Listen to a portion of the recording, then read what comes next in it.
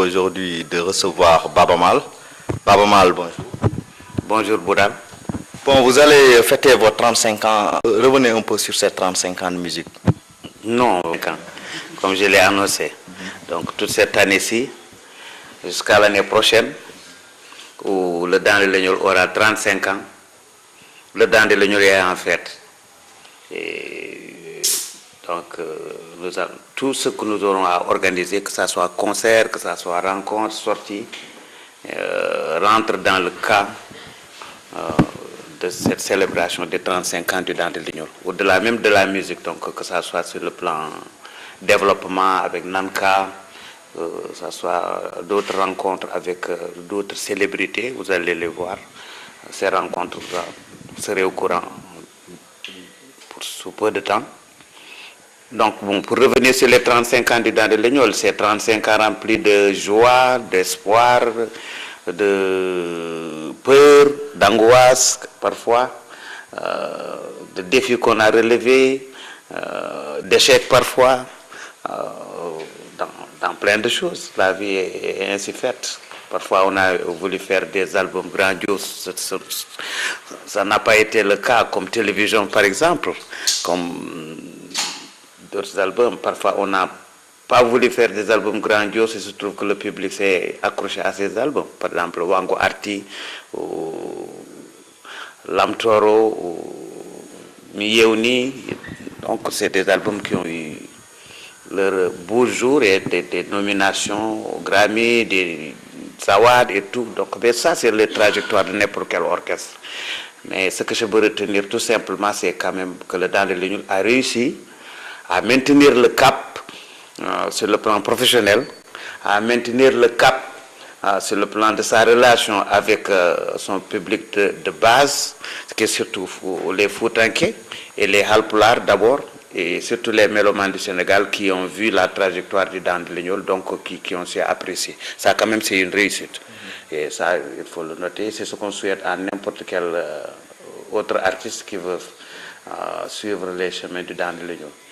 L'autre chose, c'est que bon, les 35 ans du Dent de Legnol ont eu à voir la consécration de la voix de Baba Maal, de ma voix, donc dans la musique du film de Black Panther, et donc c'est au sortir de participation de au moins de 10 films. Donc c'est des échelles que j'ai eu à gravir jusqu'à en arriver là. Et maintenant, ça me fait poser des questions. Les questions ont eu à trouver des réponses quelquefois dans ma tête. Ce qui veut dire qu'il y a eu une nouvelle génération de musiciens qui est en train de monter. Je l'ai dit à deux des interviews que j'ai accordées tout récemment, que ce sera l'occasion pour moi de diminuer peut-être les concerts au niveau du Fouta, au niveau d'ici. Je ne cesserai pas de faire de la musique parce qu'un musicien n'arrête jamais. Je vais me consacrer beaucoup plus à cette musique de film, à faire des albums sur le plan national, international, rester beaucoup plus au studio, mais sur le terrain, donner de la place aux jeunes. Parce que tant que je suis là, je pense quelque part, ils ne pourront pas, eux, avoir à faire leurs preuves. Donc, que ce soit dans les tournées au niveau du Fouta, j'aimerais bien voir de plus en plus tous ces jeunes artistes qui sont là, à Halpulaar, qui ont du talent, de pouvoir eux-mêmes occuper l'espace. Et ça, c'est important. Donc, justement, pour ces artistes-là, on ne les voit pas. Qu'est-ce qui leur manque? Je ne dirais pas qu'il leur manque des ambitions.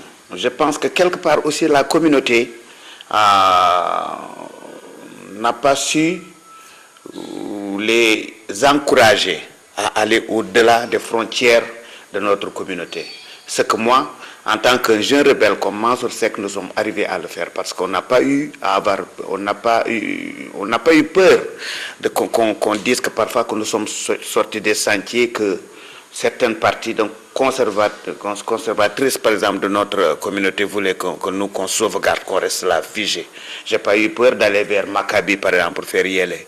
Je n'ai pas eu peur d'aller vers les Screaming Orphans pour faire Sukanayo, chanter en anglais, mettre dedans la musique celtique, travailler avec Brian Eno, amener la musique électronique dedans. Je n'ai pas eu peur d'aller en dehors de nos sphères, faire de la musique cubaine, faire du mbalach, faire de la musique malienne, faire tout cela. Donc j'ai pas eu peur d'être foncièrement halpulaar et d'être un tout petit peu wolof, un tout petit peu européen, un tout petit peu anglais, un tout petit peu quelque chose d'autre. J'ai pas eu peur d'être ça.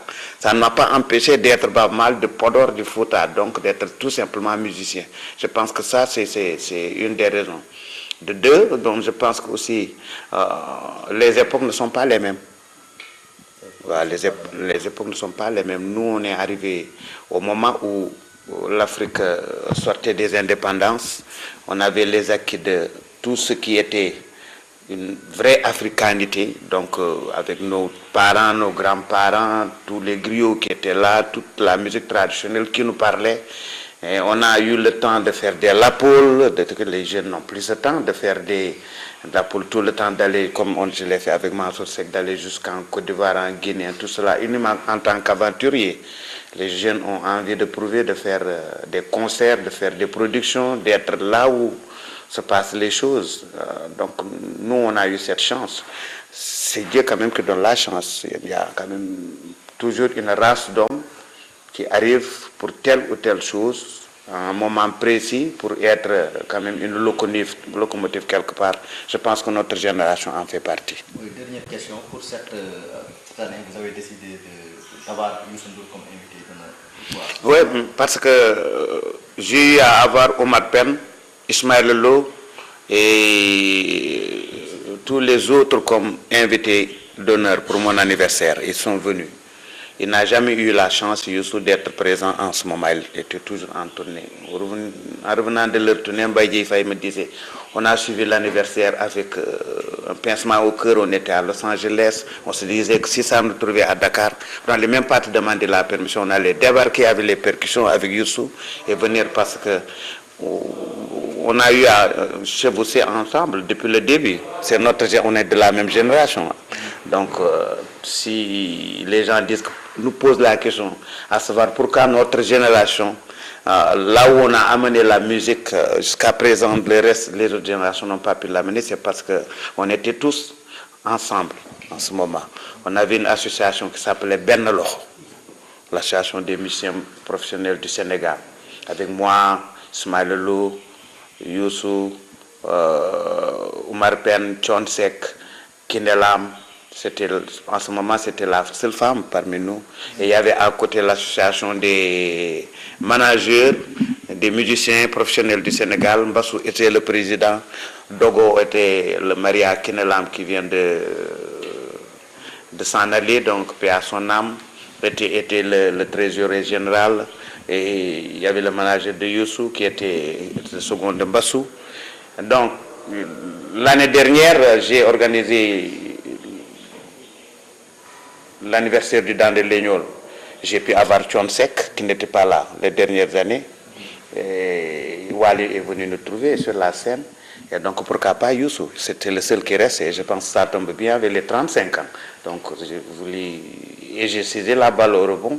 Quand je l'ai trouvé à l'anniversaire d'Abou Djouba, je lui ai dit que bien Youssou, pour les 35 ans de l'année Légnol, c'est toi qui vas être l'invité d'honneur. Il m'a dit que je l'accepte avec plaisir. Donc la promesse est une dette. Mais je pense que ça va être bien aussi pour le Sénégal parce que nous avons envie de montrer au Sénégal qu'on peut faire le même métier, rester des amis, des complices, peut-être avoir des fois de la concurrence sur la scène, dans le travail, parce que chacun veut montrer son talent, chacun ne lésine pas sur son talent, mais que ça soit, même si on l'appelait concurrence, que ça soit une concurrence vraiment légitime et une concurrence non animale.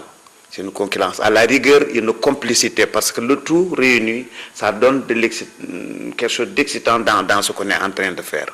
Et c'est pourquoi je pense que ça, c'est un signal fort, surtout au moment où les gens parlent de division entre les différentes communautés, les Wolofs, les Halpulaar, les Serer, les Mourides, les Tijanes.